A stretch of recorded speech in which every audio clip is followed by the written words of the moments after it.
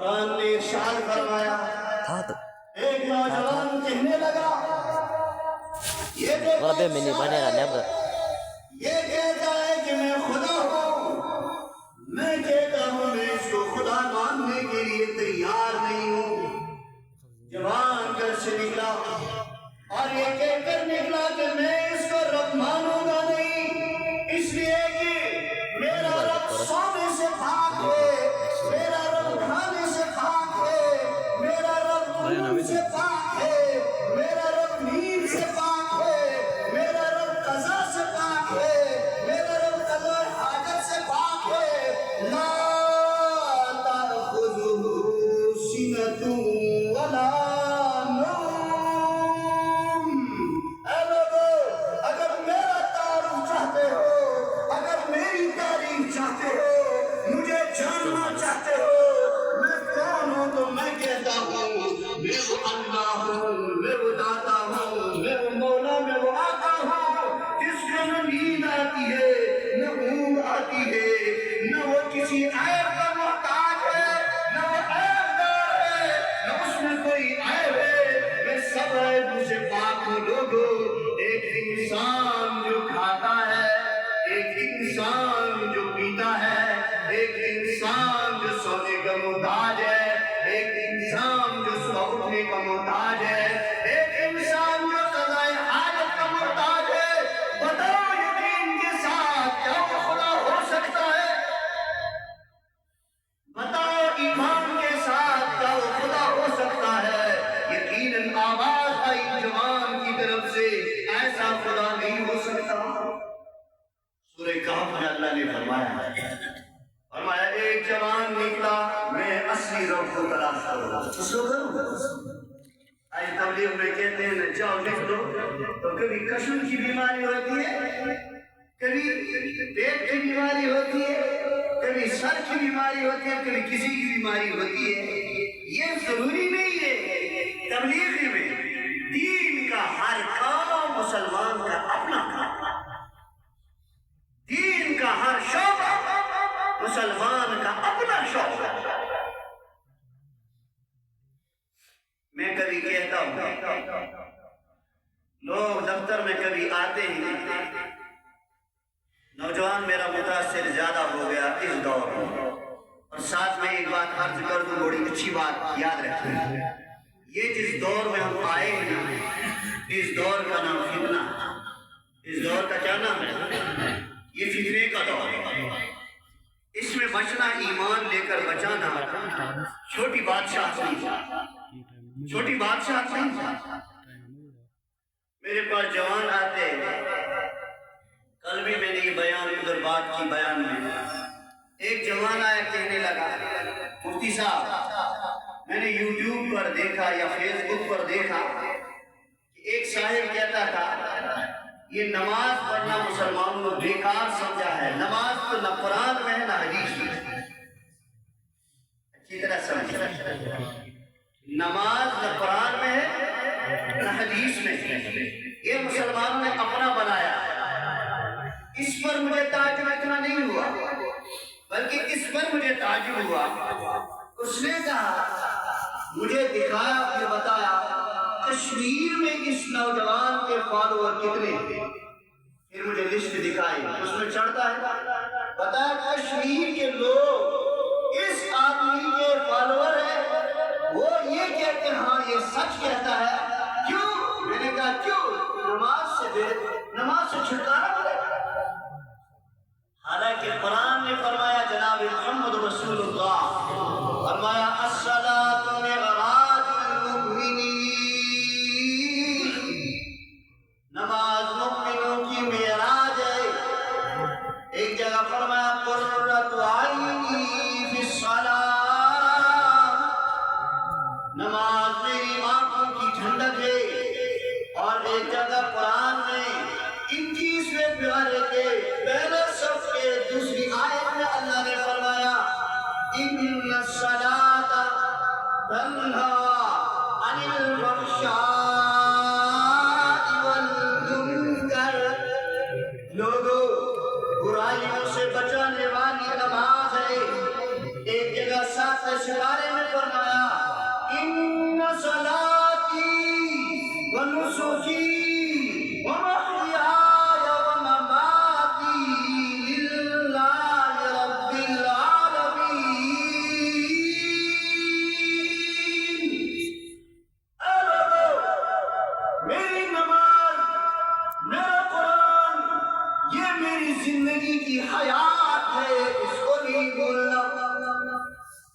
وبانی شاعر اسلام میں عرض کر رہا تھا، وہ جوان کہنے لگا اس طرح اس کے اتنے فالوور بنے ہیں، ہمیں تعجب ہوا یہ نوجوان کشمیر کا کہاں چلا گیا، اس کو کیا ہوا، اس کو کون سی نظر لگ گئی، جو ڈرگ یہ کرتا نہیں تھا اس میں لگ گیا، جو اسے پڑھنا تھا اس سے ہاتھ دھو کر ادھر پار والے انہوں نے اپنے آپ کو بھی تباہ کر دیا، اچھا یہاں والے کو بھی تباہ کر، یہ کہاں چلا، اس کو کیا ہوا؟ اس لیے فرمایا شیخ سعدی سراجی نے فرمایا ان صحبت صالح ترا صالح کند، صحبت طالح ترا طالح کند، نوجوانوں بچوں اگر تمہاری صحبت اچھی رہی تم اچھے گلدستہ بنو گے، لیکن اگر تمہاری صحبت خراب ہوگی رب کعبہ کی قسم کیچڑ کی طرح دنیا میں استعمال ہو جاؤ گے اور قیامت میں تمہیں جنت کا کوئی حصہ نہیں آئے گا۔ جوان نکلا اور کہنے لگا مجھے اس رب کو ڈھونڈنا ہے جس رب نے دنیا بنائی جو عیبوں سے پاک ہے، یہ نکلے اللہ کو تلاش کرنے کے لیے، یہ جب نکلے تو ان کے ساتھ ساتھ کتا ہے، وہ کتا بھی پہنچ گیا ان کے ساتھ ساتھ، اب یہ رات میں ایک پہنچ گئی، اللہ کے نظام ان کو کہاں پہنچانا ہے، ایک غار میں پہنچ گئے، گاؤں کے اندر ایک کتا تھا وہ بھی ان کے پیچھے پیچھے چلا، اب جب غار میں پہنچے تو اللہ نے ان کے اوپر نیند مسلط کر سو گئے، جو کتا ہے اس پر بھی اللہ نے نیند مسلط کر وہ بھی سو گئے۔ قرآن کہتا ہے 100 سال تک یہ سوتے گئے، کتنے؟ آج جاؤ سورا میڈیکل انسٹیٹیوٹ میں یا جاؤ ہیڈون میں، وہاں جو کوما میں چلا جاتا ہے 10 دن 15 دن مہینے 6 مہینے سال 2 سال، اس کی حالت ایسی ہو جاتی ہے گھر والے بھی کہتے ہیں اب اس کا رخصت ہونا ہی بہتر ہے، کہتے نہیں کہتے؟ میں نے ایک زندہ مرد کو دیکھا اسی علاقے میں، 7 سال ہو گئے اس کو بیٹھ پر، اتنے سال مجھے لے گئے، 7 سال ہو گئے، 7 سال اس طرح ہو گئے آنکھیں بند ہیں، پائپ لگی ہے اس میں سے جوس ڈالا جاتا ہے، حرکت کچھ نہیں ہے اور جسم پر گوشت نہیں ہے، جسم پر گوشت نہیں ہے، یہ جو یہ رخسار ہے، یہ جو ادھر یہ گوشت چڑھا ہے کہیں نظر نہیں آتا سوائے ان کی ہڈیاں نظر آ رہی ہے، اوپر سے اس انسان کی معمولی جلد رہی ہے، معمولی چمڑا رہا ہے، اگر کہے آدمی کے ذرا زور سے کرے شاید ممکن انگلی اندر جائے گا، ایسا حالت میں ایک آدمی دیکھا اسی اوپر علاقے میں، نام نہیں بتاؤں گا، میں جب نزدیک ہوا مجھے تصور آیا منہا خلقناکم وفیہا نعیدکم ومنہا نخرجکم تارۃ، تفسیر اس میں بہت لمبی ہے، میں نے اس کو پوچھا یہ کیسے، کہنے لگے گھر میں بیٹھے تھے، اس نے کہا مجھے باڑی میں کام کرنا ہے، گوڑ میں مجھے کام کرنا ہے، وہاں گیا وہاں تھوڑا سا کچھ اس نے کیا، وہاں سے آیا اور گھر میں گرا، سورا ہو گئے، کئی دنوں تک مہینوں تک وہاں رہے، وہاں بتایا جاؤ اس کی گھر میں خدمت کرو، 5-7 سال سے یہ بیڈ پر پڑا ہوا،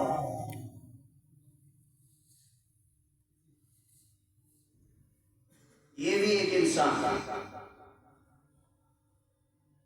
یہ جوانی ہے نا، یہ مسخرہ پن ہے، تھوڑا سا دھوکہ ہے۔ یہاں جس کو زیادہ حمام پر زیادہ بولنا آتا ہے اس کی آواز بڑی ہوتی ہے، باقیوں کی پست ہو جاتی ہے، وہ اس میں بھی سوچتا ہے میں لیڈر اور مونیٹر بن گیا۔ نہ وہ لیڈر ہے نہ وہ مونیٹر ہے، وہ کچھ بھی نہیں ہے۔ اب کیا ہے؟ وہ دھوکہ ہے۔ دیکھنا ہے اس جوان کو جو گھر سے نکلے کتا ساتھ ہے، وہ بھی سویا یہ بھی سویا، 100 سال تک وہ سوتے رہے۔ اللہ نے نظام بنایا کیسا؟ ان کو صبح جب آفتاب نکلتا تھا اس غار کی ایک طرف جگہ تھی، وہاں سے لائٹ اندر جاتی ہے، پھر جب غروب ہوتا تھا غروب ہوتے ہوتے دوسری طرف لائٹ ہو جاتی تھی۔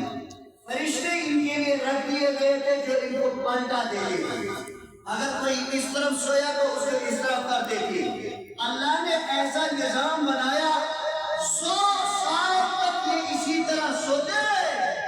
جب 100 سال کے بعد کھڑے ہو گئے تو ایک دوسرے سے کہنے لگا ہم کتنی مدت سوئے؟ وہ کہتا ہے 1 دن، دوسرا کہنے لگا نہیں آدھا دن، تیسرا کہنے لگا نہیں سدس یعنی تہائی دن۔ یہ ڈسکس آپس میں ہوتا رہا۔ اللہ نے فرشتہ بھیجا، آواز آئی، قرآن میں عبارت موجود ہے، اللہ نے فرمایا نہ تمہارا آدھا دن، نہ اس کا 1 دن، نہ اس کا تیسرا تہائی حصہ، پھر کیا ہے اے اللہ؟ پھر کیا ہے؟ جواب آیا پھر کیا ہے؟ میں بولوں 100 سال تک تم سوتی رہی۔ کتنے سال تک؟ اندازہ کرو، جب 100 سال تک سوتے رہے، اندازہ کرنا ہے کہ یہ اللہ، کبھی کبھی مسلمان یا غیر مسلم بھی بول رہے ہیں اللہ ہمیں ڈبل کیسے پیدا کرے، دوبارہ کیسے پیدا کرے؟ جو دنیا ہی میں انسانوں کو دکھانے کے لیے اتنے سال تک سلاتا رہا پھر اٹھایا، وہ طاقت نہیں رکھتا ہے کہ قیامت کے دن چلائے، اٹھائے۔ میرے دینی بھائیوں، جب قیامت کے دن یہ جوان جائیں گے ان کے لیے فیصلہ ہوگا جاؤ جنت کا دروازہ تمہارے لیے کھلا ہے، مگر اللہ ساتھ ساتھ اس کتے کو بتائے گا ویلکم آپ کے لیے، آپ بھی جنت میں چلی جائیں۔ جنت کن کے لیے بنائی گئی؟ بولو مسلمانوں، 2 کے لیے بنائی گئی، جن انسان، وہ بھی مسلمان اور جن مسلمان، غیر مسلم نہ جن نہ غیر مسلم ان کے لیے جنت، مگر اس کتے کو بتایا جائے گا ان جوانوں کے ساتھ جاؤ اور پہنچو جنت کے اندر، یہ بھی جائے گا جنت میں، پھر کچھ مدت کے بعد اللہ اسے ختم کرے گا، مگر اللہ ان جوانوں کے ساتھ اس کو داخل کرے گا۔ کیوں کرے گا؟ اللہ فرماتے ہیں انہوں نے دنیا میں مجھے تلاش کیا، سب کو چھوڑا، اس نے ان کی صحبت میں وقت گزارا، یہ صحبت مجھے اچھی لگی، تب تک کس کو بھی نہیں چھوڑا جائے گا، جنت میں ڈالا۔ اب ایک طرف جوان اور کتا یہ دونوں جائیں گے جنت میں، ایک طرف آج کل کا مسلمان جس کو بتائے گا آؤ صاحب نزدیک ادھر جاؤ جہنم میں، تو کتنی بڑی پریشانی۔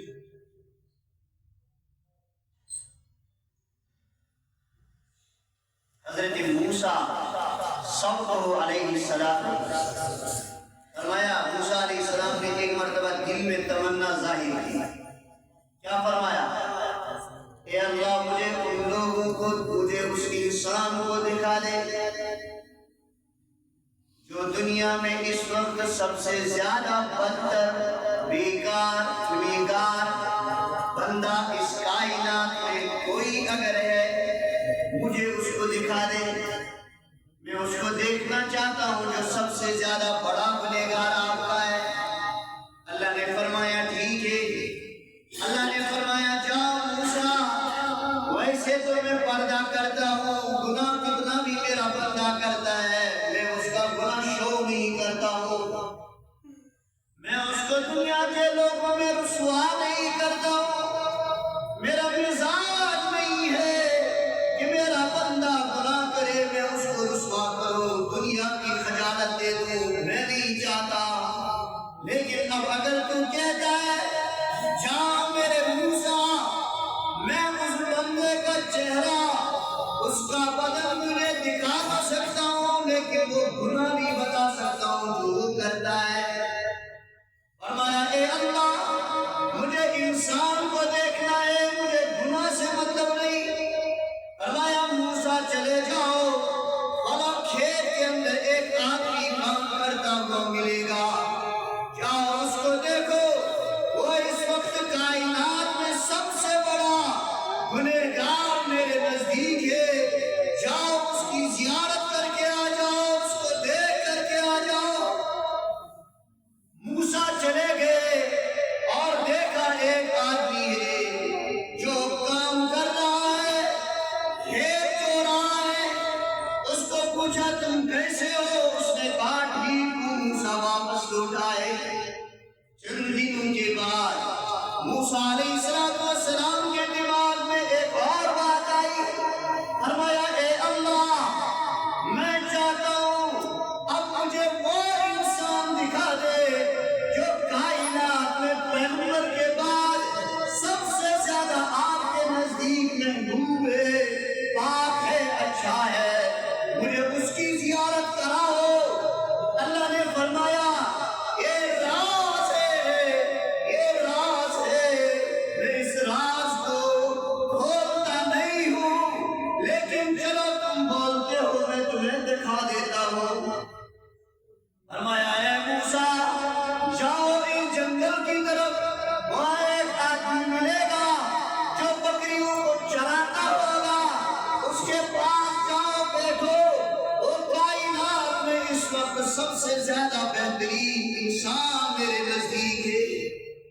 موسیٰ چلے گئے اور چلے جانے کے بعد نزدیک پہنچے، اور پہنچنے کے بعد دیکھا یہ بندہ وہی بندہ ہے جو چند دن پہلے اللہ کا بہت بڑا گنہگار تھا، اور آج چند دن کے بعد اللہ فرماتے ہیں یہ میرا نیکوکار بندہ ہے۔ موسیٰ نے فرمایا اے بندے تو بتا، تو ہی تو وہ ہے جو چند دن پہلے میں نے وہاں دیکھا۔ اللہ نے فرمایا یہ بدترین انسان ہے، اور آج میں تجھے ہی دیکھتا ہوں، اور اللہ فرماتے ہیں یہ میرا بہترین انسان ہے۔ راز بتاؤ تمہاری اس خرابی کا، اور راز بتاؤ تمہارے اس ولی بندے کا۔ یہ شخص کہنے لگا موسیٰ راز کو راز ہی رہنے دو، موسیٰ جو راز ہے اسے رہنے دو۔ موسیٰ نے فرمایا میں پیغمبر ہوں، مجھے بتا دو تاکہ مجھے پتہ چل جائے۔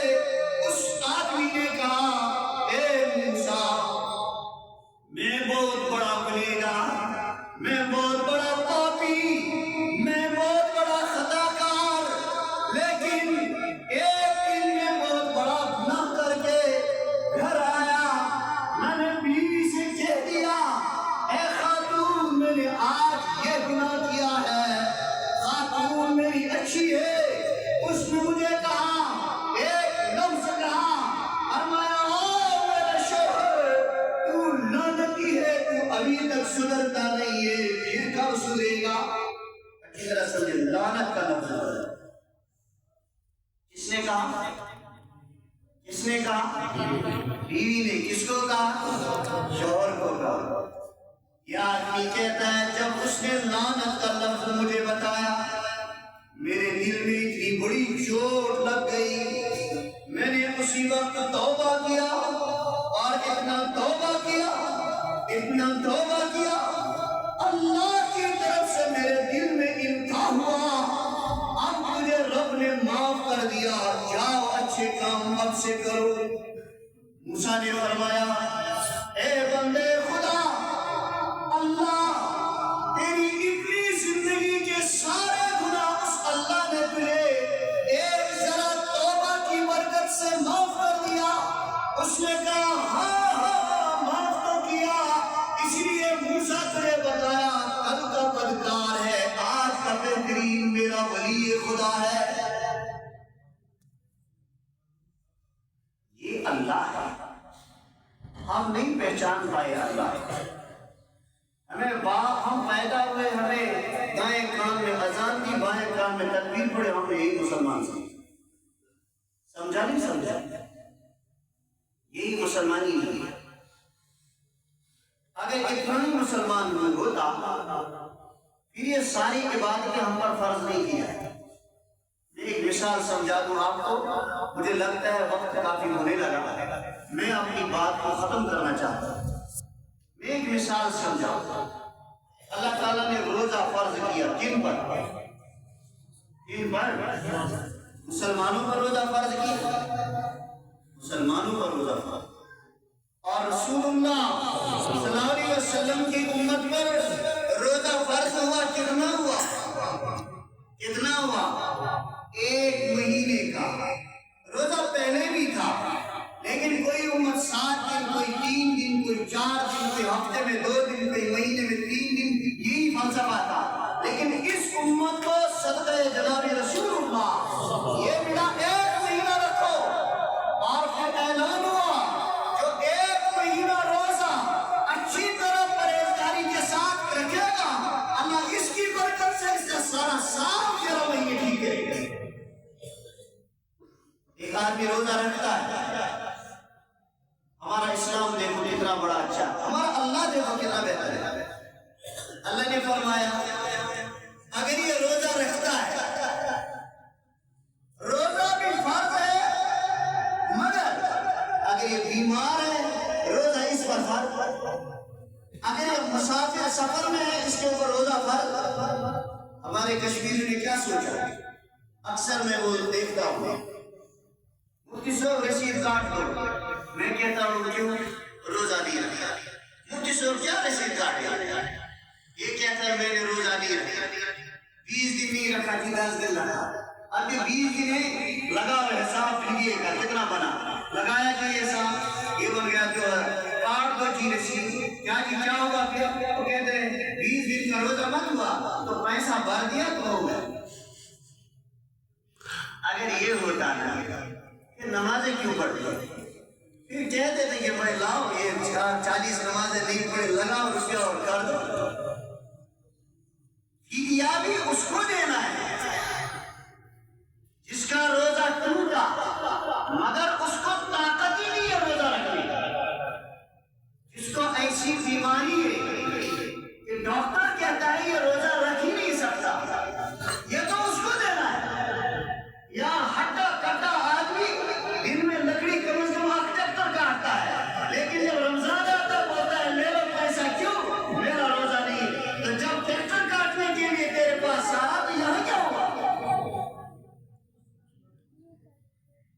جناب رسول اللہ صلی اللہ علیہ وسلم فرمایا ایک بندہ جو روزہ رکھنے کی طاقت ہی نہیں رکھتا، اس کے لیے یہ ہے کہ وہ بعد میں اس کا پیسہ صدقہ فطر کے مطابق ادا کرے، کیونکہ یہ بیچارہ روزہ رکھ نہیں سکتا۔ جو رکھ سکتا ہے اس کو قضا کرنا واجب ہے رمضان کے بعد۔ ہاں بیمار ہے، مختصر بات سمجھے، بیمار ہے ٹھیک ہے، اللہ کو سمجھے۔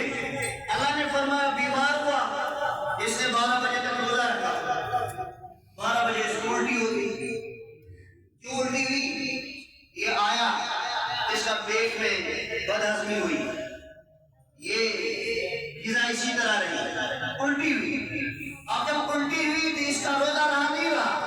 اللہ دیکھیے کتنا بڑا ہے، ہماری شریعت جو بتائی جناب محمد رسول اللہ صلی اللہ علیہ وسلم، فرمایا اگر اس کو خود الٹی آ گئی اس کا روزہ نہیں کیا۔ کتنا اللہ بڑا ہے۔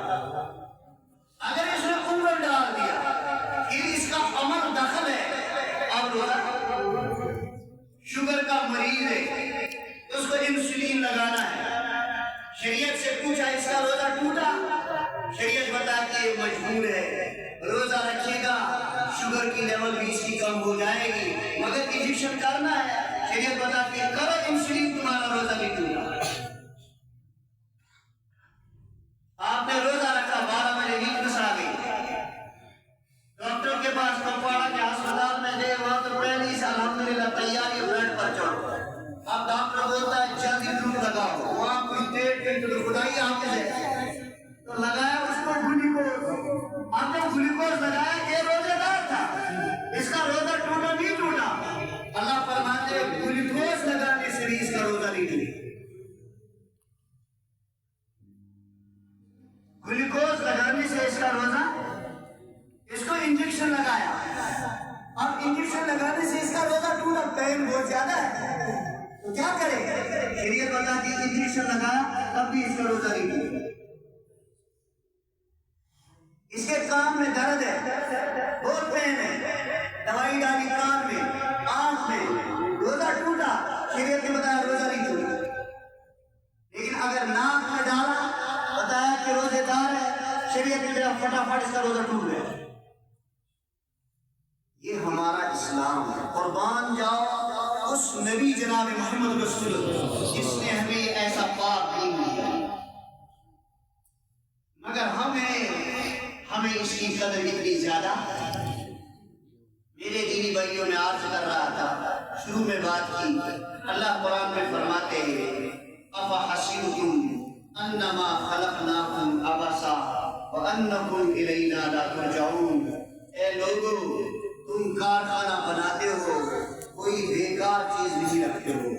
اب میں نے یہ سارا کارخانہ بنایا, میں اس میں کیوں بیکار چیز رکھوں, اور پھر میں نے انسانوں کا کارخانہ بنایا, انسانوں کے کارخانے میں کیوں کسی انسان کو بیکار بناؤں, بلکہ میں چاہتا ہوں تم باکار بن جاؤ, تم کارآمد بن جاؤ, تم اچھے بن جاؤ, تاکہ جو میں نے جنت بنائی ہے اتنی محنت سے تم آسانی سے اس جنت میں چلے جاؤ, تمہیں کوئی پوچھ تاچھ نہ ہو, تم سیدھا وہاں پہنچ جاؤ. میں نے کل بھی تمہارا خیال رکھا, میں آج بھی تمہارا خیال رکھتا ہوں, اور میں ہی آئندہ تمہارا خیال رکھوں گا. اس لیے جناب رسول اللہ فرمایا من صام رمضان ایمانا واحتسابا غفر له ما تقدم من ذنبه. اے لوگو, اللہ کا رسول فرماتا ہے جو شخص رمضان کے روزے رکھتا ہے ایمان کے ساتھ, ثواب کی نیت سے رکھتا ہے, اس کو اللہ کا رسول فرماتا ہے کہ وہ گویا ایسا ہے کہ اس کے اگلے پچھلے گناہ اللہ اس رمضان کے روزے کے برکت سے معاف کرے گا. اور آگے اللہ فرماتے ہیں, آگے اللہ کے رسول فرماتے ہیں من قام رمضان ایمانا واحتسابا غفر له ما تقدم من ذنبه. اے لوگو, جو تم میں سے رمضان میں تراویح پڑھے گا, 5 نمازیں پڑھے گا, ایمان کے ساتھ پڑھے گا, ثواب کی نیت سے پڑھے گا, اللہ کو حاضر ناظر رکھتے ہوئے پڑھے گا, جنت کا خیال رکھ کر پڑھے گا, اللہ کو راضی کرنے کا خیال رکھ کر پڑھے گا.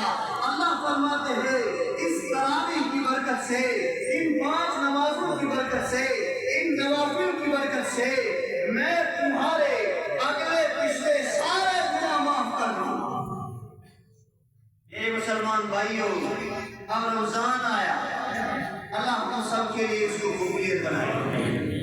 آپ دل سے ایمان سے تیار ہو جاؤ.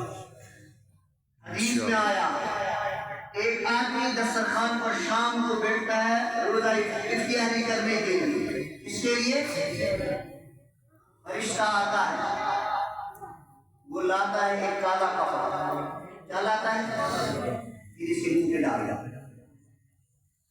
اس کو سمجھ میں نہیں آتا, فرمایا یہ کیا ہے,